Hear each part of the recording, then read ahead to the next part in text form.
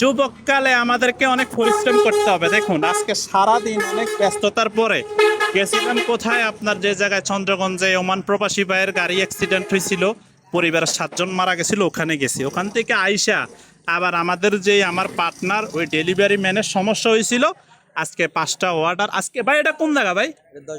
10 গাড়িয়া। মানে আমি প্রায় এখন 13-14 কিলোমিটার দূরে নিজে বাইক রাইড করে আসছি। এইটা আমাদের এই যে যারা অর্ডার করছেন তাদেরকে। অর্ডারটা কে করছিল ভাই? অর্ডারটা আমার আঙ্কেল করছিল। আপনার আঙ্কেলে কোনায় থাকে? সৌদি আরব। সৌদি আরব। মানে ওনার আঙ্কেলে আমাদের থেকে মধুটা অর্ডার করছে। তো আপনাদেরকে নেন ভাই, এটা হাতে নেন। আপনাদেরকে বলবো যে মধু আমরা একটাবার যারা ঠকছেন মধু নিয়ে, একটাবার আমাদের থেকে নিয়ে দেখেন। আমরা মধুতে বেজাল করি না, কখনো করব না। 100% ফিউর আমাদের থেকে মধু পাবেন। আর যুবককালে অনেক অনেক পরিশ্রম করতে হবে। সবাই পরিশ্রম হন, লক্ষ্য ঠিক রেখে পরিশ্রম করুন, সফলতা আসবে। ভালো থাকবেন।